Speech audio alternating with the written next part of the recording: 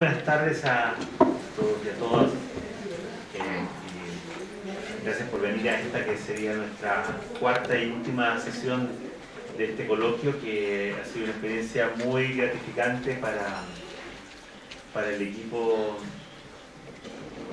que hemos organizado este evento, en el sentido de recibir múltiples expresiones de interés, de entusiasmo y de ganas de que esto continúe. Les quiero decir o adelantar que estamos ya viendo posibilidades de proyectar este tipo de encuentros hacia adelante y potenciar las oportunidades para que tanto los académicos y estudiantes de posgrado en Chile que están trabajando en temas ligados con la psicología política, como importantes colegas nuestros de fuera del país, podamos compartir y tener oportunidades de desarrollo en una línea que nos atrae y motiva a muchos. Entonces quiero decir que este no es la última sesión de un coloquio que no tenga continuidad, sino que porque no sabemos exactamente, tenemos algunas ideas, pero vamos a explorar en las próximas semanas cómo vamos a darle continuidad durante el próximo año. Y lo más probable es que por lo menos con alguna frecuencia estemos organizando un evento tipo seminario, congreso más pequeño, cuando digo con alguna periodicidad que será cada 2 o 3 años, para que podamos justamente tener una oportunidad de más ampliamente recoger la investigación que se está desarrollando en este ámbito. Bueno, y esta cuarta, como ustedes han visto, nuestras sesiones han tenido un cierto foco temático. Hemos intentado reunir en cada ocasión dos exponentes, en 2 de las ocasiones con exponentes nacionales y en 2 de las ocasiones con una mezcla entre un exponente nacional y un exponente internacional, sobre temas de interés de la psicología política. En esta última sesión hemos decidido dedicarla a un ámbito que uno puede mirar, donde la psicología política se conecta con él de múltiples formas. El tema de género y política, género y poder, es una cuestión que evidentemente ha ocupado a los seres humanos desde mucho tiempo, y no se requería la psicología para constatar las grandes disparidades de género, por ejemplo, que se dan en el ejercicio del poder, en la representación en los cargos representativos en casi todas las sociedades. Los cargos elegidos, digamos, hay una clara desproporción entre hombres y mujeres en la representación de cargos de poder.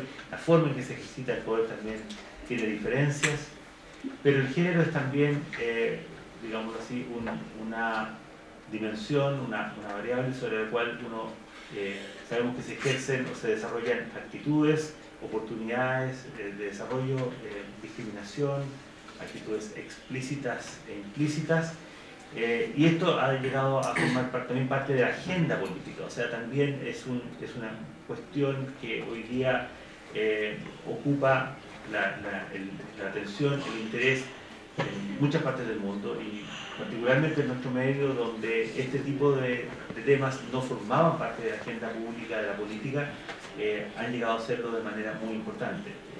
Lo vemos en lo que nos ha ido pasando en los últimos años. Las últimas elecciones presidenciales han estado, uno de los ejes, digamos, que ha sido puesto como a prueba, es el grado en el cual la clase política está dispuesta a avanzar en temas que son de interés en cuanto desde una perspectiva de género. Ciertamente, bueno, algo como lo que Jaime nos va a presentar, esto que tiene que ver con el tema de la relación o las actitudes hacia el mundo gay, lesbiano, qué tipo de derechos se les reconocen a personas que tienen distinta orientación sexual. Ha sido parte de una preocupación más reciente. Temas de género de una manera más general han estado presentes ya en las últimas 3 elecciones por lo menos. Así que en ese sentido nos pareció que esta era una buena oportunidad, un buen momento para traer aquí a esta sesión exponentes que nos pudieran iluminar estos debates. Y creo que estamos muy privilegiados de contar hoy día con 2 personas que han dedicado de una manera muy significativa su carrera académica a estos temas. En primer lugar voy a referirme a Jaime Barrientos, un colega nuestro que hace investigación en una región distante, geográficamente distante, ¿no es cierto?, del norte de Chile, en la Universidad Católica del Norte, y quien ha mantenido por muchos años ya una agenda muy activa, muy productiva en este ámbito, ¿no? Que cubre lo que hoy día nos va a mostrar, todo el tema, las actitudes hacia homosexuales, pero también las relaciones de género, las relaciones sexuales, las conductas sexuales y en distintos contextos, ¿no? Hasta vi que algún trabajo estaba haciendo en la minería, que es tradicionalmente una rama, una actividad humana donde se ha considerado que las mujeres no entran, por ejemplo, ¿no? Había estos mitos de que cuando una mujer entraba a una mina le daba como mala suerte, creo que esa es la idea, ¿no es cierto?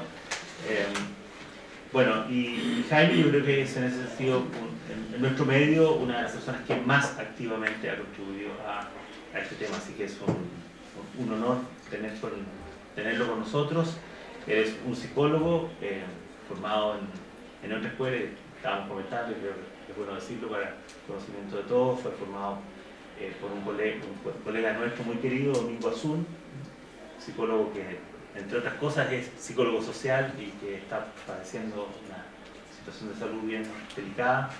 Y bueno, es bueno recordarlo porque él sembró mucho en su vida académica y bueno, Jaime es uno de los frutos de esa siembra. Así que vamos a escuchar primero a Jaime, ¿ya? Y luego voy a presentar, antes de la segunda, luego del break, a nuestra invitada internacional, ¿ya?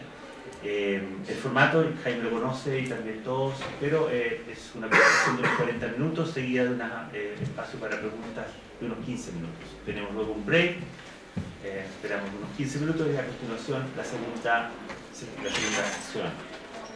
Todo esto está pensado para más o menos terminar en torno a las 5 de la tarde. Así que muchísimas gracias, Jaime, por tu presencia.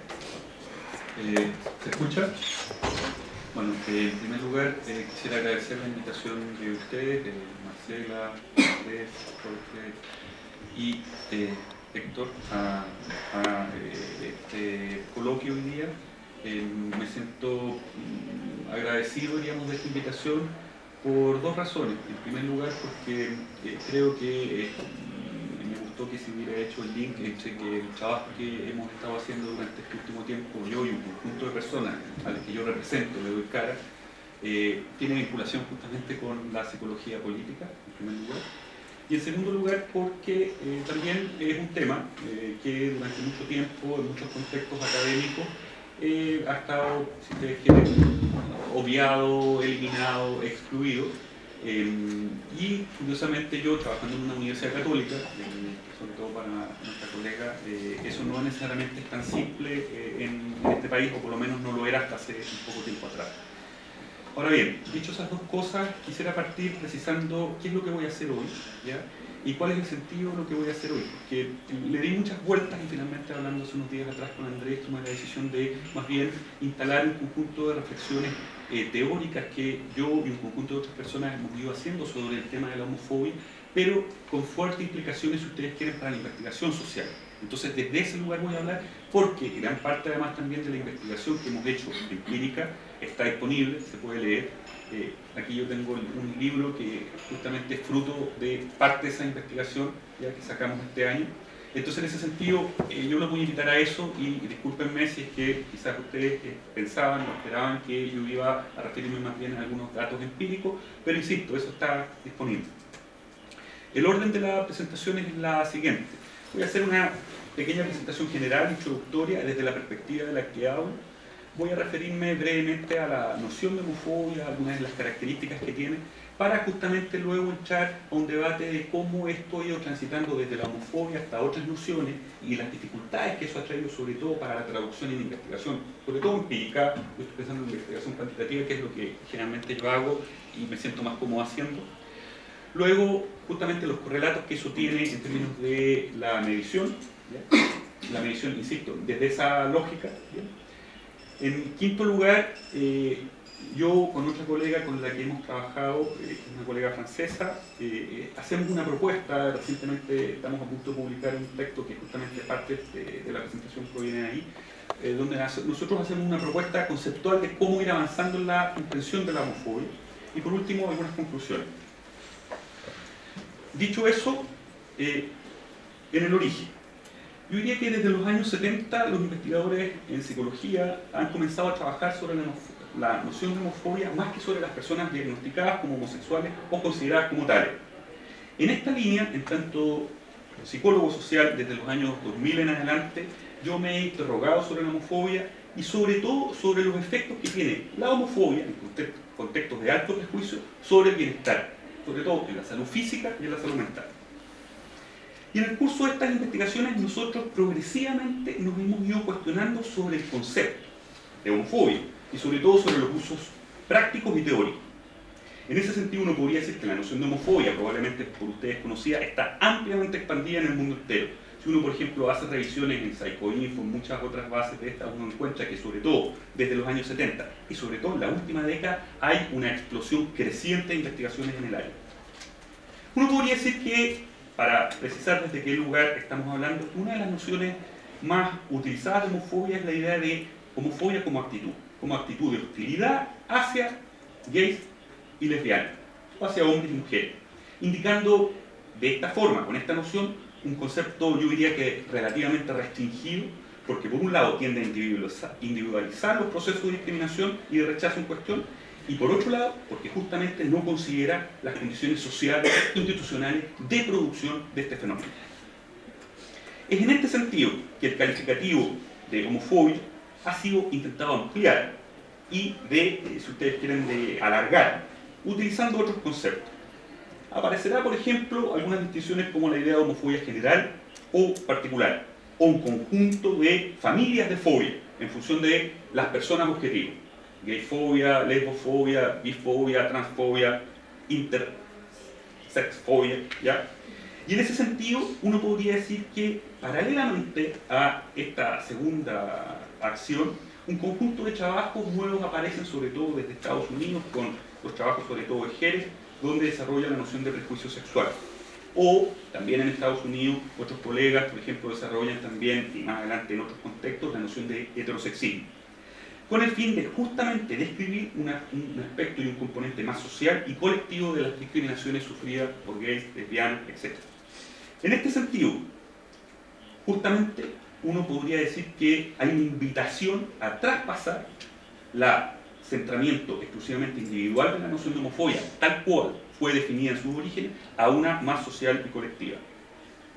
Ahora bien, la popularización de ese término a mí me parece que es importante cuestionarla desde el punto de vista psicosocial. Es decir, considerando que toda relación de un individuo a un objeto es necesariamente mediatizada por un alter. En este sentido, para nosotros, el concepto de homofobia, ¿no es cierto?, concebido como un mecanismo individual que describe la relación de un individuo a un objeto social, nos parece absolutamente insatisfactorio. Por tanto, lo que yo quiero hacer es ir avanzando en esta exposición en una conceptualización diferente. En el origen. Ahí ustedes ven que fue Weinberg y otro autor, Smith, un poco más previamente, en el 72, que propone la noción de homofobia. Y probablemente es una de las nociones, si ustedes quieren, importantes que se desarrollan en esta época, porque nos permite pasar de la homosexualidad considerada como trastorno y patología a considerar a las personas que ejercen la discriminación como personas eventualmente, uno podría decir entre comillas, ¿no?, enfermas. La aparición de la obra de Weinberg, Society and the Healthy Homosexual, en 1972, va a popularizar justamente el término homofobia y progresivamente va a derrocar la aproximación, si ustedes quieren, tan psicologicista que estaba previamente centrada en las personas homosexuales. En ese sentido, en el prefacio, Weinberg nos expone: este libro es el análisis de una enfermedad denominada homofobia, una actitud extremadamente expandida entre las personas no homosexuales, pero también entre muchos homosexuales. Y en ese sentido, nos parece importante considerar la homofobia, ¿no?, como una situación en la que centramos ahora el interés en las personas que ejercen la discriminación más que en las personas sobre las que recae la discriminación. Weinberg más adelante explicará en una entrevista en el 2002 la elección del sufijo fobia. ¿Por qué utilizar esto?, ¿no?, para el origen de esta palabra. Él mismo dice, es que me atreví a utilizar esa palabra porque existe realmente un miedo en muchas personas de encontrarse próximamente a personas homosexuales e incluso en muchos homosexuales a la sensación de asco, disgusto, que ellos mismos tienen contra sí mismos, ¿no? Hacia sí mismos, más que contra sí mismos. Bueno, pero también contra sí mismos. Por tanto, en ese sentido uno podría decir que el término homofobia, creado en esa época, llega hasta el día de hoy, ¿no es cierto?, y pasa a ser muy importante, sobre todo en los debates recientes. Por ejemplo, hace poco tiempo atrás, con la aprobación del matrimonio igualitario en Francia, pero recientemente también en Chile, desde el año 2012, con la aprobación de la ley antidiscriminación, o también conocida como ley Zamudio. Ahora, sin embargo, desde el 72, la noción de miedo ha dejado paso a la idea de, más bien, hostilidad y aversión hacia personas homosexuales. Es decir, trasladamos esta idea de miedo hacia aversión. Y en ese sentido, una investigadora, Haga, identifica un conjunto de discontinuidades entre la homofobia y otras fobias. Ella muestra que el componente emocional de estas fobias es la ansiedad en general. Más bien que el componente emocional de la homofobia es la rabia, es la cólera, que nos invita a pensar que es probablemente necesario evitar seguir pensando que la homofobia es realmente una fobia. Y por tanto, dos grandes críticas surgen a esta noción original, digamos, de homofobia. En primer lugar, el componente fuertemente patologizante que le subyace, la idea de pensar que las personas sufren una fobia, ¿no? Y en segundo lugar, la segunda crítica importante es la idea, sobre todo, individualizante, en la medida en que la homofobia ha sido desde el inicio definida como una característica de los individuos que ejercen discriminación hacia otros, que son homosexuales, haciendo desaparecer, cuestión que a mí me interesa mucho poner y llamar la atención, los aspectos colectivos y culturales de la fábrica, uno podría decir, social y colectiva de discriminación. Por tanto, desde esa lógica, a partir de, uno podría decir que de los años 90, diversos autores han propuesto un conjunto de otros conceptos. Uno que a mí me agrada bastante, si bien le tengo mucho más aprecio a muchas nociones, sobre todo de origen americano, sobre todo la noción de prejuicio sexual que propone el psicólogo social Gregory Hede, ¿ya?, es la propuesta que hace Welser Lang, que es un colega francés, que propone que la homofobia debe ser considerada como relevante porque muchas veces tiene que ver con cuestiones que no necesariamente tienen que ver con la orientación sexual, aunque valga la redundancia explicitar esto. Es decir, que la homofobia tendría que ver con cuestiones que no hablan de orientación sexual. En este sentido, para él, la homofobia en nuestra sociedad occidental de lo que habla es de las relaciones entre hombres y mujeres. Y en ese sentido, de lo que habla la homofobia es de la preservación de la categoría de lo masculino de toda feminización. Y considerando que las categorías masculino y femeninas están íntimamente ligadas y que generalmente además están fuertemente jerarquizadas en nuestra sociedad, evidentemente lo masculino siendo lo superior, ¿no?, la homofobia, según este autor, permite mantener a la vez las uniones entre lo masculino y lo femenino, pero a la vez la dominación de una categoría sobre la otra. En ese sentido, la homofobia estaría íntimamente ligada al sexismo y a la dominación masculina. Es por eso que este mismo autor nos propone que la homofobia nos reenvía lejos de la orientación sexual y más bien nos envía a un conjunto de otro tipo de discriminaciones y agresiones verbales y físicas que hablan más bien de la masculinidad y de cómo se gestiona la masculinidad en el mundo de lo público, ¿ya? A ese tipo de discriminaciones se les denomina homofobia particular. Por otra parte, habría un tipo de homofobia que aparece en contextos independientes de la orientación sexual de las personas, pero que se caracterizan por una fuerte transgresión de género. En ese sentido, por ejemplo, todas las personas que presentan una identidad de género que no es coherente con su sexo biológico aparecen víctimas fuertemente de la homofobia. Es decir, un chico, una chica, un chico, por ejemplo, que presenta características femeninas en un contexto altamente masculino como un colegio, por ejemplo, es víctima de la homofobia. En ese sentido, la homofobia es primeramente masculina en la medida en que permite gestionar las relaciones entre hombres y tal como lo exponen los clásicos Morín y Garfin en el 78, a mantenerles en un rol tradicional de los sexos. En ese sentido, Welser Lang nos propone que la homofobia permite a los hombres mantener la dominación sobre las mujeres, estructurando relaciones particulares entre hombre y hombre a la imagen de las relaciones entre hombres y mujeres. Por tanto, creemos importante avanzar en dejar esta noción individual y considerar un conjunto de otros elementos, sobre todo de tipo social e ideológico, que no han sido suficientemente considerados y recogidos en las nociones clásicas de homofobia.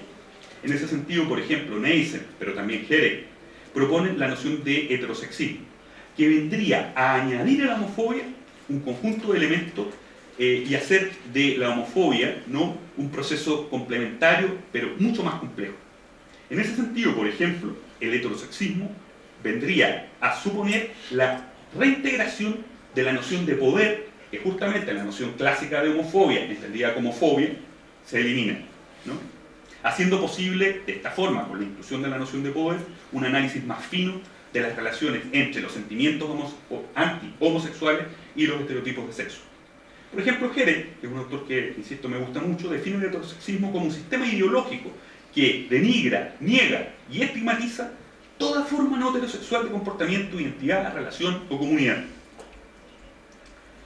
Según este autor, es posible de alguna forma, de traspasar traspasar dos formas como de heterosexismo, o más bien de visualizar dos formas de heterosexismo. Una que nos reenvía a las instituciones, ¿no?, sociales y culturales, y por tanto sería una suerte de heterosexismo más institucional, y otra, más psicológica, en la que más bien nosotros observamos un conjunto de actitudes y comportamientos que los individuos nos ejercen contra las minorías sexuales. Ahora bien, por otra parte, y en la misma línea, sobre todo Herek, más recientemente, ha propuesto la idea de estigma, el sexual estructural. Recogiendo las tradicionales conceptualizaciones de Goffman, él lo que hace es avanzar, sobre todo para proponer un modelo de medición, y él distingue, por un lado, el estigma sexual como una suerte de ideología que traduce un conjunto de prácticas institucionales que sobre todo afectan a las minorías sexuales. Y este estigma para él funcionaría de dos formas. Por un lado, con el presupuesto permanente, siempre dispuesto, de que toda persona heterosexual hace y presupone que quien está con alguien a su lado, o que esa persona que está a su lado, es igualmente heterosexual. Lo que implica y hace evidentemente la invisibilización de las minorías sexuales. Y el segundo elemento que también nos describe Herek es que cuando las personas homosexuales devienen visibles o llegan a ser visibles, son consideradas inmediatamente, generalmente, como enfermas y no naturales, lo que evidentemente necesita una explicación, ya que produce un conjunto de problemas para las personas sobre las que recae esta evaluación. Y en ese sentido, él dice, por tanto, si eso es así, avancemos en diferenciar tres nociones que van como de la mano. Una suerte de estigma sexual actuado, que correspondería a los insultos, las agresiones que justamente reciben muchas personas gay y lesbianas. Un estigma sexual, si ustedes quieren, sentido, que correspondería a todas aquellas acciones que gays y lesbianas hacen para evitar las consecuencias del estigma. Y por último, el self-estigma, o la idea de la interiorización de ese estigma, ¿no?, que también supone un conjunto de problemas para quienes justamente lo hacen, porque supone interiorizar todo aquello que está puesto en la cultura como negativo y referido hacia uno. Por tanto, si tomamos la noción de heterosexismo y tomamos la noción de estigma sexual, tal como nos propone Herek, encontramos que hay un conjunto de normas, de heteronormatividad, uno podría decir, que implican considerar la heterosexualidad como una norma social. En ese sentido, el hecho de hacerlo permite regular el funcionamiento social de un nivel individual, interno, intrapsíquico, el self-estigma, a un nivel institucional, por el presupuesto y la valorización, ¿no?, de que la heterosexualidad es lo que la lleva, es la norma. Esta regulación, que opera en todas las relaciones cotidianas, opera también en las instituciones, a través de prácticas regulatorias que producen y restringen la inteligibilidad del género. Es decir, que permiten la expresión de ciertas formas de género y prohíben otras. En ese sentido, por ejemplo, todo lo trans, todo lo inter, etc. O aquello que se acerca a lo femenino, pero de forma, si ustedes quieren, como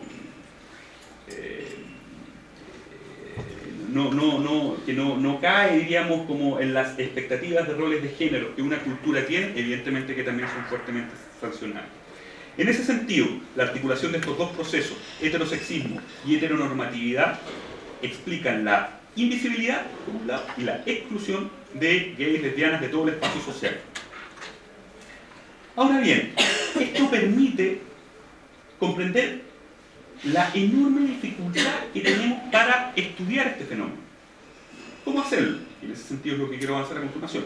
Cuando tenemos fenómenos muy diferentes, algunos como la homofobia internalizada, que trabajan mucho más los puntos, otros como la idea de la aceptación del matrimonio homosexual, en qué nivel estamos en un nivel más institucional, otros que de una u otra forma ligan lo individual con lo social, con toda la discusión que hay con respecto a la filiación, la paternidad entre personas del mismo sexo. Es decir, frente a toda esta complejidad tenemos, si ustedes se dan cuenta, un nivel muchas veces individual, pero también interpersonal y sobre todo social e institucional, que insisto, por favor, no lo dejen de lado, porque si nos quedamos con la noción tradicional, solamente estaríamos justamente en un plano estrictamente individual. En ese sentido, la medida, y discúlpenme sobre todo para las personas que se ubican desde otros paradigmas, que yo me centre en esta idea de medida, porque básicamente es lo que hago, digamos, me dedico a hacer generalmente encuestas, ¿ya? Y a veces siento un poco de culpa, digamos, de decirlo de esa forma, pero bueno, a eso me dedico. No en esta casa. Bueno,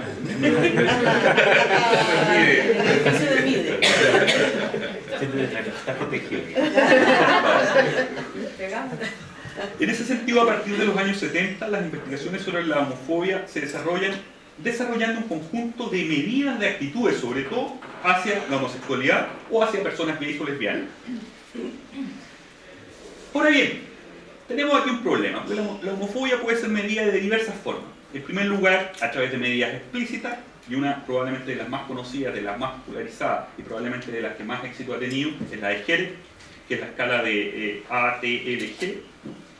Sin embargo, esta escala, el problema que tiene es que a la base supone una forma particular de entender la homofobia.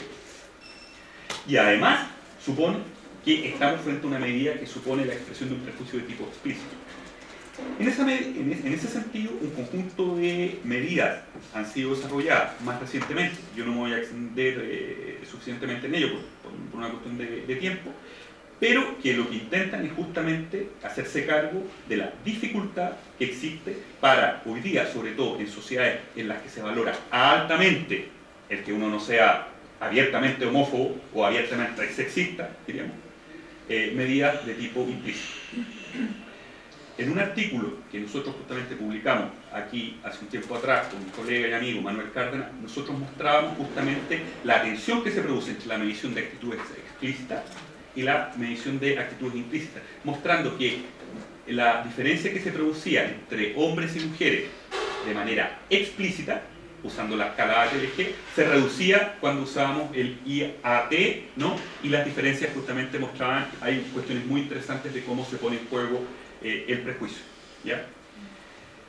Ahora bien, también, sin embargo, un conjunto de medidas hemos denominado modernas que no caen dentro de la idea de medidas de este tipo, si ustedes quieren, implícitas, ha sido desarrollada a través de un conjunto de escalas. No existe, si ustedes quieren, uniformidad, y en ese sentido esa ha sido una dificultad enorme, sobre todo para hacer un seguimiento, sobre todo de la comparación entre diversos, en un país, en primer lugar, en el mismo país, y sobre todo comparación entre países. La única medida que existe al día de hoy que permite comparar diversos países del mundo en este tema, que es la World Value Survey, que dirige INGECA, ¿no?, en Estados Unidos, usa, la verdad es que una pregunta que, si bien ha sido muy expandida en su uso, una pregunta muy mala, el grado de justificación de la homosexualidad. Y con ella, justamente lo que se ha hecho es un indicador que ubica a los diversos países del mundo, entre ellos Chile, diríamos, por un lado, en las diversas olas que existen de medición en cada país, pero por otro lado también entre los diversos países. Por tanto, si bien esa es la más utilizada, también un conjunto de otros autores han intentado incluir un conjunto de conceptualizaciones más complejas de género, sexualidad. Por ejemplo, hay un autor inglés que creó una escala que se denomina de prejuicio polimorfo. Lo que intentaba justamente es incorporar las nociones de las teorías más recientes de género, sobre todo las teorías queer, diríamos, para crear una escala con mediciones justamente, ¿no? de ese tipo. Ahora bien,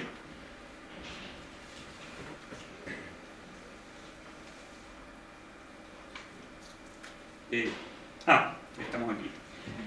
Ese es un primer tema, pero lo segundo es el objeto de medición. Y en ese sentido, cuando digo objeto, estoy pensando en las personas, en ese sentido. ¿Nos referimos a una medida general o nos referimos a personas en particular? En ese sentido, ¿creamos escalas específicas para medir lesbofobia, transfobia, etcétera? ¿O más bien mantenemos una única escala para medir la homofobia en general? Y en ese sentido, los contenidos de las proposiciones que podemos generar en las escalas nos reenvían a fenómenos muy diferentes, que tienen que ver sobre todo con cuestiones sociales, históricas y políticas. En ese sentido, si uno quiere, por ejemplo, relevar aspectos institucionales, como el matrimonio, por ejemplo, usaremos un tipo de medida.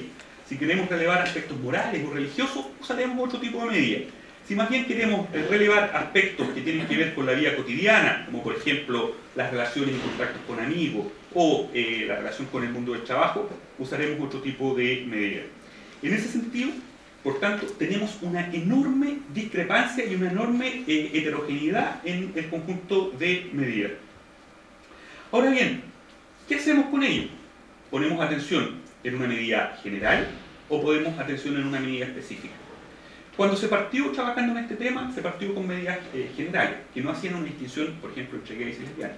Hoy día, sobre todo en el campo específico de publicaciones de esta área, es imposible pensar en una medida general, porque justamente uno sería acusado, digamos, de cometer un sesgo importante, digamos, de sexismo, por no considerar justamente las distinciones en la medición, por ejemplo, para lesbianas. Espero que no me pase aquí, pero voy a contarlo como anécdota. Estaba hace unos 6 meses atrás en la Universidad de Concepción y justamente yo estaba hablando de esto, de homofobia, y de repente se para una persona en el público, una chica, y dice: usted es sexista, usted es machista, usted es como todos los que... Y yo, bueno, con los otros colegas que estaba ahí, yo me empecé a hundir en el asiento, ¿no? Porque entonces yo traté de darle una explicación, y no insista, mientras más usted habla sigue siendo machista, sexista, etc. Porque usted no nos considera a nosotras como mujeres y nuestras características. Conclusión. La verdad es que, por cierto, hay que hacer esa distinción y hay que hacer esa consideración, y hoy mucho más que nunca. Una de las dificultades, por ejemplo, recientes que ha tenido este tema es que, por ejemplo, en el ámbito, sobre todo de la salud, se ha interpelado a nosotros como investigadores para hacer un conjunto de mediciones sobre el prejuicio sexual en el país en el contexto del VIH-Sida. Entonces se nos invitaba a participar haciendo una medición de hombres que tienen sexo con hombres, principalmente gays, y considerar a las personas trans, de masculino a femenino, como parte de la misma población de hombres que tienen sexo con hombres. Nosotros dijimos, pero por favor, estamos hablando de dos poblaciones diferentes. No, construyan una misma escala. Ok, hicimos todo el proceso de construcción a través de focus group, entrevistas informales clave, hicimos una prueba piloto, en fin, para terminar mostrando que las heterogeneidades entre una y otra población eran enormes, pese a que nos interpelaban el Estado, digamos, a construir un mismo instrumento. Una rotación, teníamos todo el material, entonces queríamos publicarlo con el colega, con Manuel. Manuel es una persona a la que yo aprecio mucho, digamos, y él es muy astuto en ese tipo de cosas, entonces dijo: no te preocupes, hagámoslo de esta forma, y finalmente pudimos y traspasamos las críticas que en muchas revistas, sobre todo no habiendo hecho la distinción propia y por tanto no habiendo hecho la distinción entre dos escalas diferentes, no podría haber pasado. Sin embargo, logramos, y ese es un gol de Manuel. ¿Ya?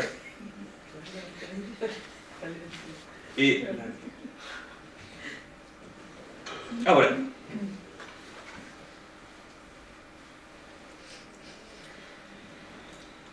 he intentado rápidamente, esquemáticamente, con algunos retazos, deberíamos demostrar la enorme complejidad que existe desde el punto de vista conceptual y los efectos que eso tiene en la medida. Por tanto, ¿qué hemos pensado nosotros de cómo avanzar en la complejidad de la comprensión de la homofobia? Homofobia, lesbofobia, en fin, entiéndanme de esa manera, ¿ya? Nosotros hemos avanzado y hemos intentado avanzar en la idea de pensar en la idea de un sistema, o de entender la homofobia como un sistema. En general, la idea de homofobia es hecha a partir de categorías sobre todo de sexo o orientación sexual. Si uno considera esas dos categorías, en general ellas nos tienden a dar una representación estática y fija de los procesos de homofobia.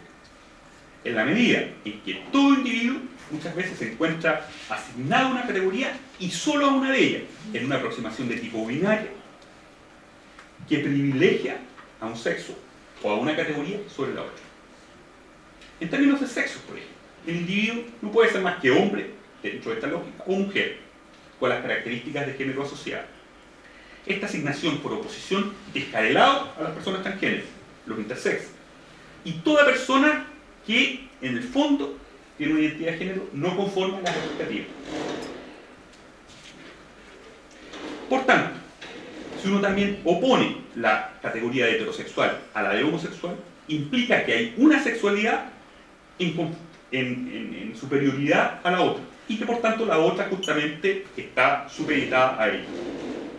Por tanto, podríamos decir que si seguimos utilizando esta forma clásica de entender la homofobia y de evaluarla y medirla, nos encontraremos con una aproximación que es dominante, que no permite relevar un conjunto de efectos de dominación y que dejan en la sombra, ¿no?, un conjunto importante de dinámica de nuestras propias acciones humanas. En ese sentido, por ejemplo, un autor que nos gusta mucho, que es Thompson, indica que el prejuicio sexual no es más que un fenómeno estático y fijo, y que más bien hay que avanzar a la idea de comprender la homofobia y el prejuicio sexual como un fenómeno que se mueve, variable, en función de situaciones particulares y de actores particulares. Por ejemplo, es interesante observar cómo, en algunos contextos, uno podría decir, el Brasil sobre todo, porque en Chile no podría decir, la Gay Pride, o la marcha por el orgullo LGBT, es vivida como un carnaval, donde participa mucha gente. En la última que hubo en Río de Janeiro, hubieron 3,5 millones de personas en la marcha. Uno podría decir, wow, Sao Paulo es la ciudad gay del mundo. No se equivoque, es probablemente una de las ciudades que tiene altas tasas de crimen de odio, ¿no?, y a la vez altas tasas de discriminación.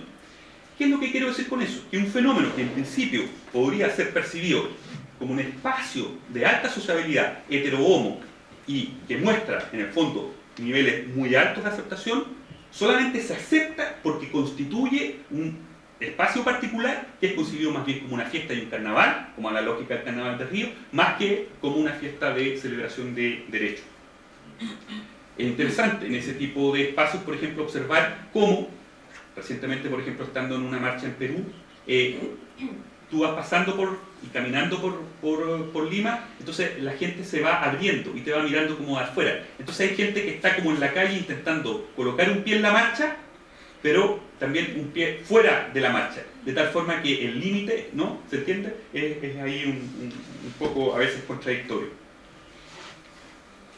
En ese sentido aparece la ambivalencia y la labilidad del prejuicio sexual y de la homofobia tal cual se ha entendido, y nos parece importante reintroducir elementos contextuales, ¿no?, que hablan de aspectos más globales y de niveles, si ustedes quieren, diversos, individuales, interpersonales, sociales, pero por qué no decirlo también, institucionales, ideológicos, ¿ya?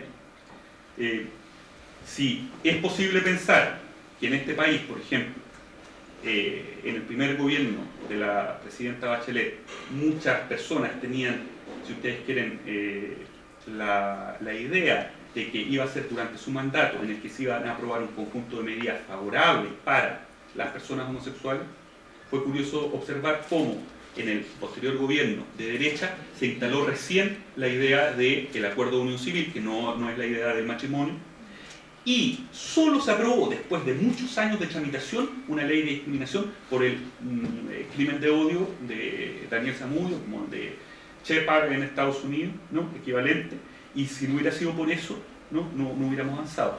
Eso da cuenta también de la importancia, sobre todo en este país, de evaluar también el grado, si ustedes quieren, como político institucional, ¿no?, de convicción que existe respecto a la aprobación de un conjunto de medidas que podrían ser medidas de equiparación de derechos. Y en ese sentido, yo ahí diré, y continúo con la exposición, que no existe esa convicción política tal cual la han tenido en otros países, por ejemplo, la presidenta de Argentina o el presidente antiguamente de España, Rodríguez Zapatero. Thompson, continuando con la exposición, que es una investigadora australiana, sugiere que, por ejemplo, muchas de las motivaciones de los agresores muchas veces lo que buscan es proteger la identidad masculina, más que justamente ejercer actos horrendos de discriminación hacia otras personas. En ese sentido, si eso es así, estamos en problema, porque la verdad es que la homofobia, por tanto, no es el miedo, la rabia o la cólera, véalo usted con la emoción que quiera, hacia personas homosexuales, sino lo que hace es articular un conjunto muchas veces complejo de elementos y de conceptos. Por tanto, nosotros creemos que es fundamental pensar la homofobia como un sistema complejo que articula conceptos como heterosexismo, prejuicio sexual, heteronormatividad, sexismo y dominación masculina. Y este sistema, a nosotros como psicólogos sociales, nos parece imprescindible inscribirlo en una aproximación psicosocial. No tiene para mí ningún tipo de sentido inscribir esta noción en la psicología pura y dura o en la sociología, sino justamente en ese espacio de relación entre lo individual y lo social. Por tanto, para concluir,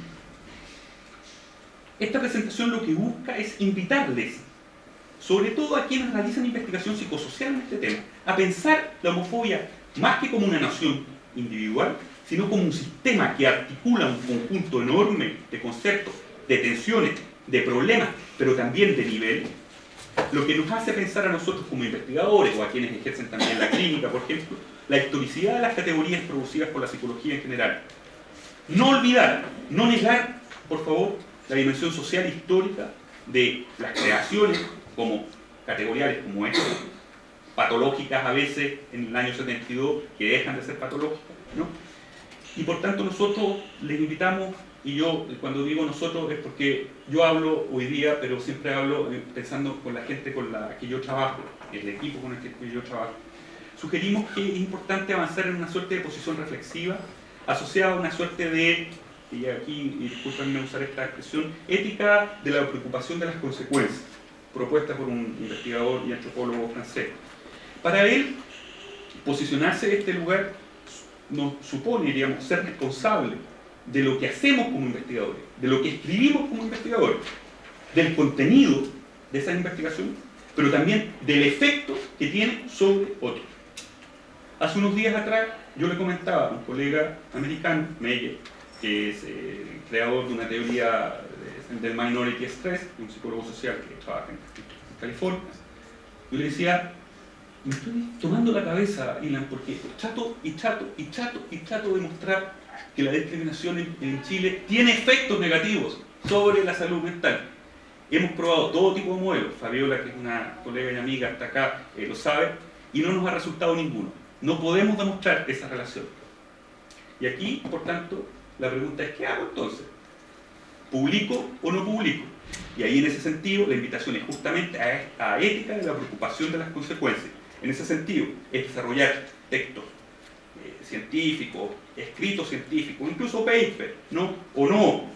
Exposiciones como esta, que lejos de no hacerse cargo de los problemas y las tensiones que tiene esto, se hagan cargo y muestren justamente las tensiones que existen, ¿no? Y las dificultades que tienen de seguir visualizando y conceptualizando la homofobia de una determinada manera y no de otra.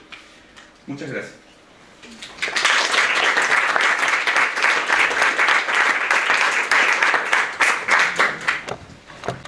luego esta magnífica presentación, entonces los invito a que tengamos un espacio para comentarios y preguntas. Tenemos unos 15 minutos. Como estamos dejando un registro de la sesión que se sube al sitio web, quiero que comprenda que las preguntas, a pesar que nos vamos a escuchar todos, las tenemos que hacer con micrófono. Gracias. Buenas tardes, mi nombre es Carlos Solarte. Yo tengo una pregunta respecto a la parte final de la articulación de elementos que realiza el psicólogo Jaime para poder aproximarse al concepto de homofobia, pero me llama mucho la atención lo de la dominación masculina.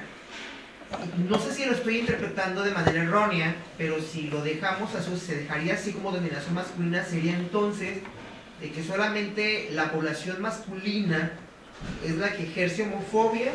¿Y dónde quedaría entonces la dominación femenina? Si existen culturas donde la mujer domina y donde también pudiera existir este fenómeno de la homofobia. Bueno, no es eso lo que quiero decir.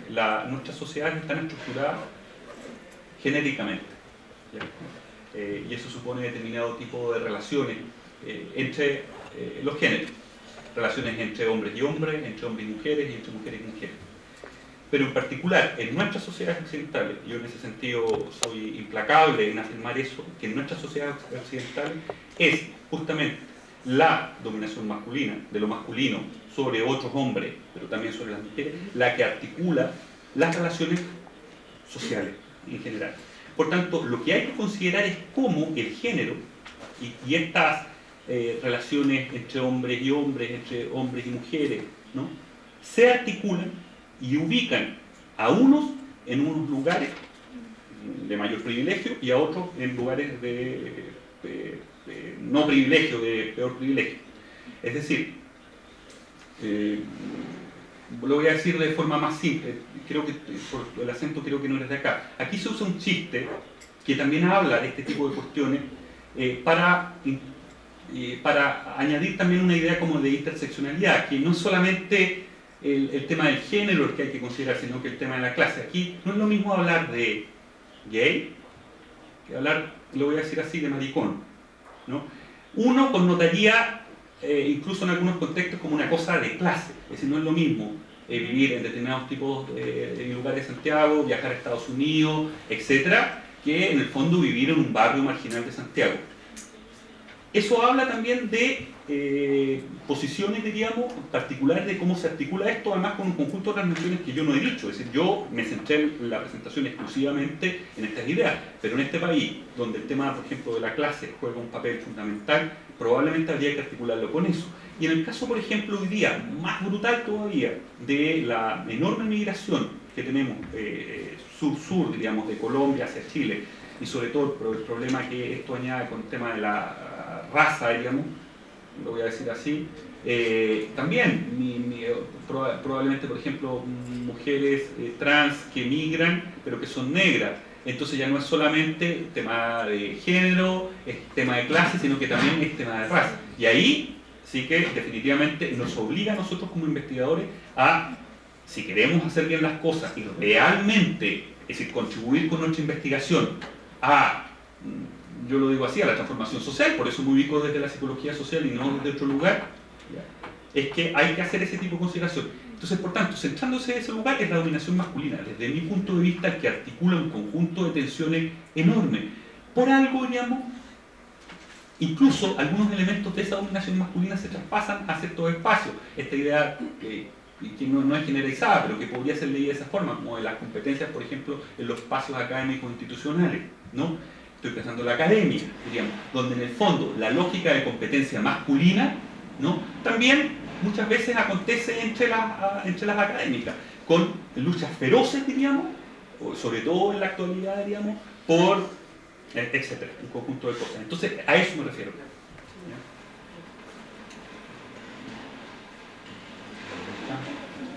Sí.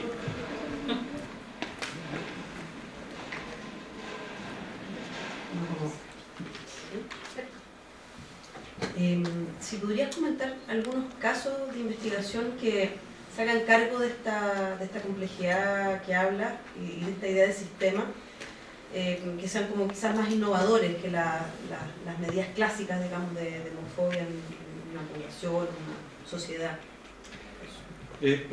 Una pregunta interesante y voy a intentar contestarla sin tener que manifestar que a veces cierto tipo de diseño y técnicas de producción de información no logran, diríamos, recoger esa complejidad.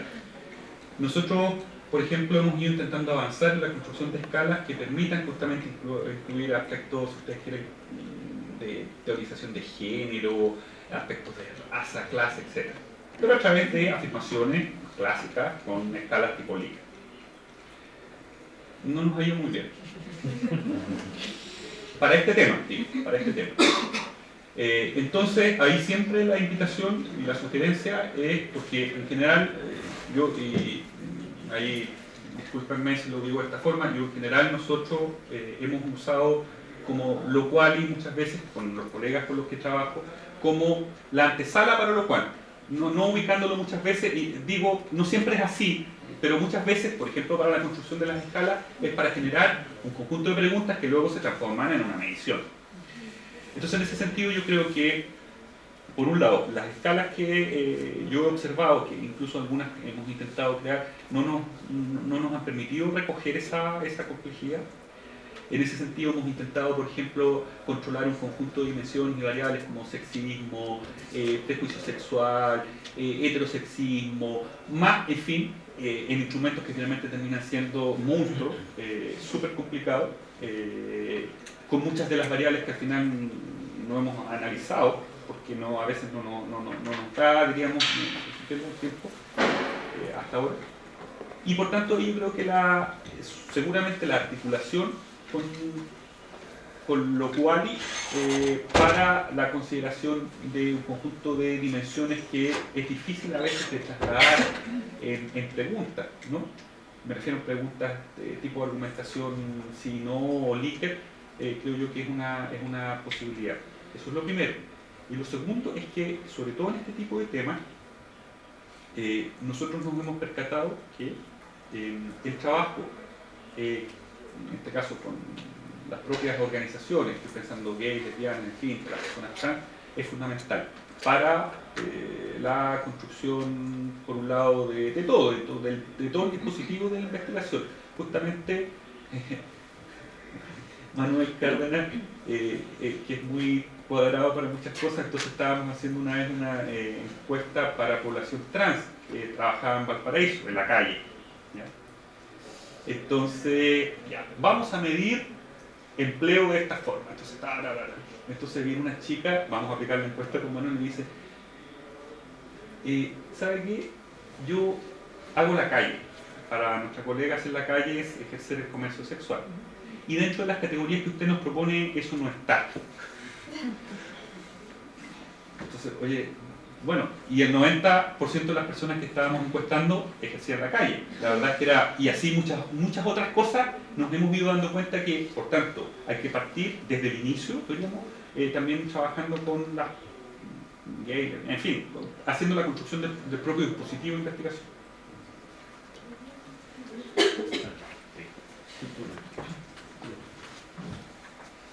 Hola, antes de nada, muchas gracias por la presentación, ha sido muy interesante. Estaba pensando yo hace ya algún tiempo, junto con un colega italiano, dirigimos una tesis doctoral sobre construcción de identidad lésbica. Era un estudio cualitativo, con otra perspectiva distinta, pero estaba pensando en que una de las participantes, que ya tenían un largo recorrido personal de participación política, de reflexión y demás, planteaban como una disyuntiva, y así además está recogido en la tesis, entre la visión de la orientación sexual y de la opción sexual, ¿no? La orientación sexual como algo que categoriza a la persona y que establece la categoría de homosexual frente a heterosexual, etcétera, etcétera, y la idea de opción sexual como una posibilidad abierta a cualquier persona independientemente de cuál sea su historia previa. De hecho, bastante de las participantes habían tenido parejas hombres antes de tener parejas mujeres, incluso llegaban a manifestar que ellas creían que podían sentirse atraídas sexualmente por hombres. Por otra parte, había muchos elementos en común con lo que estás planteando de la visión de la homofobia como una manera como algo asociado a una ideología de heterosexismo y de dominio masculino. La pregunta, la reflexión sería si tú crees que esta distinción, esta idea de pensar la homosexualidad en términos de opción puede ser también tener una implicación a la hora de pensar sobre la homofobia. Es decir, a ver si entiendo bien, por ejemplo, nosotros en algunas oportunidades hemos intentado, por ejemplo, controlar esta distinción entre, como la idea entre se nace o se hace, la idea más cultural, en fin. Y evidentemente los niveles de homofobia son diferentes, en la medida en que las personas piensan que no hay nada que hacer y es lo que hay, versus que tú en el fondo has elegido libremente, digamos, una opción determinada. Ahora bien, nosotros no hemos seguido avanzando en eso porque quizás nos interesaba menos, diríamos. Recientemente una colega que, por ejemplo, estuvo acá, Claudia Estrada, que ella trabaja mucho con temas de esencialismo, nos proponía justamente tratar de avanzar como en explorar un poco más allá, digamos, esta idea, pero a propósito de la homofobia. Entonces yo creo que puede ser una línea de investigación. Nosotros por lo menos no la hemos desarrollado, porque la verdad es que cuando lo hicimos encontramos algunas diferencias, pero tampoco eran tan sustantivas. Otros equipos y en otras partes sí han encontrado. Y creo que, por ejemplo, esta idea que trabaja sobre todo Claudia, con otros temas, esencialismo regional, etc., puede ser súper interesante de transferir a el estudio en este tema, ¿no? Porque definitivamente, digamos, una de las cuestiones, por ejemplo, súper interesantes que sucedió en el 2012 es que si no hubiera habido un brutal, pero descomunal crimen contra un chico, no se hubiera aprobado la ley de discriminación. Esto generó cuestiones que a mí me parece que son dignas de analizar, lamentablemente, porque no soy especialista en prensa, en cómo se trabajó esto, es como cómo la gente pasó, muchas personas de ser burda y explícitamente homófoba a tener un conjunto de expresiones, yo diría que como entre paternalismo, maternalismo, diríamos, justamente por la visión extrema del crimen de odio. Para mí, por ejemplo, eso fue un reflejo de que se contraponen, se tensionan y en un mismo nivel cuestiones súper de diferente nivel de análisis y que justamente requerirían quizás pensar, por ejemplo, en cómo uno se ubica en ese lugar, que es, por ejemplo, la otra forma de hacerlo es a través, por ejemplo, yo lo he visto a través, indirecta, digamos, pero a través de la pregunta si en el fondo tú, por ejemplo, dejarías a tu hijo ser educado por un profesor gay o por una profesora lesbiana. Los niveles, por ejemplo, de rechazo son en general altos, es decir, uno puede ser súper pro gay hasta que tu hijo es educado. Y una cuestión, yo digo, mira, porque la verdad es que en la práctica hay una presuposición de que todos somos heterosexuales. Entonces en la práctica yo podría estar haciendo clases en un contexto y todo el mundo presupone. Entonces y todo el mundo sigue en la misma lógica, porque está ese presupuesto constante y permanente. En el caso de los colegios sucede lo mismo. Ahora bien, como sucede eso, evidentemente cuando a las personas se les invita a pensar en una proposición de ese tipo, evidentemente que se complican, como mi hijo, no sé qué, no sé cuánto, y yo no voy a exponerme porque evidentemente esto se puede transferir del profesor, digamos, y se puede enseñar, es decir, se puede enseñar, una cuestión que además a mí me parece como súper interesante de poder como reflexionar, se puede enseñar a ser gay, digamos, a ser lesbiano, a ser trans. Así es. Como claro. Tenemos tiempo para la última pregunta.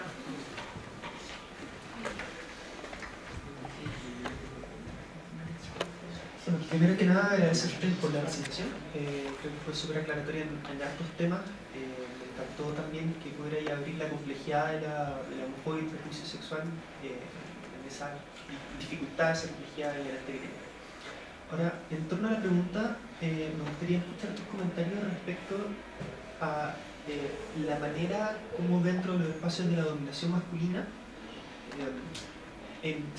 logra convivir el HCH, los hombres que tienen sexo con hombres, que no necesariamente son de orientación homosexual, con efectivamente el prejuicio propio que hay hacia el mundo homosexual.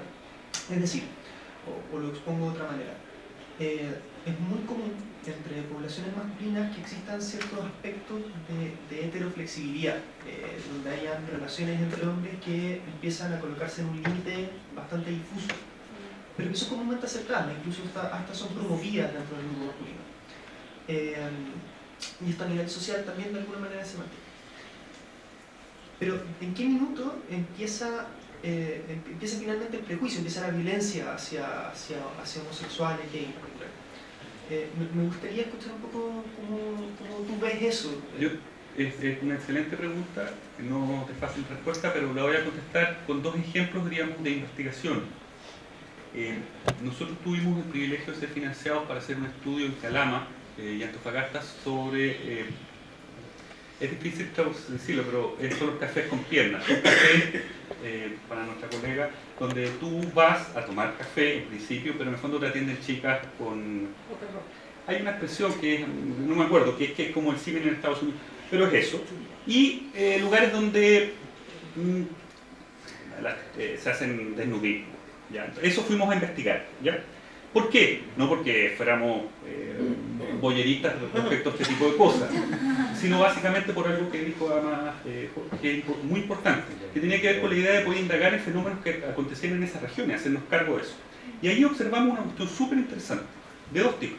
Por un lado, los altos niveles de prejuicio homofóbico, por un lado, pero la alta intensidad de la homosociabilidad masculina, que a momentos que con estudios un estudio etnográfico que rayaba en cosas incluso extrañas, diríamos, como de observar en ese tipo de contexto.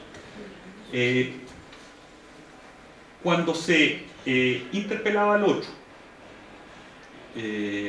sobre todo, por ejemplo, muchas veces con alcohol, porque esto está todo mediatizado por el alcohol, en ese tipo de contextos me refiero,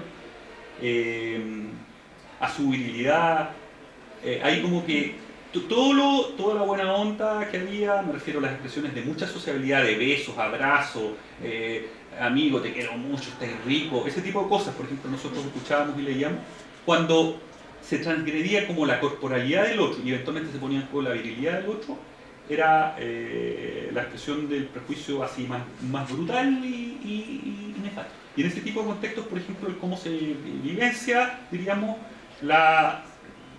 esa expresión de la orientación sexual en niveles de alta homofobia.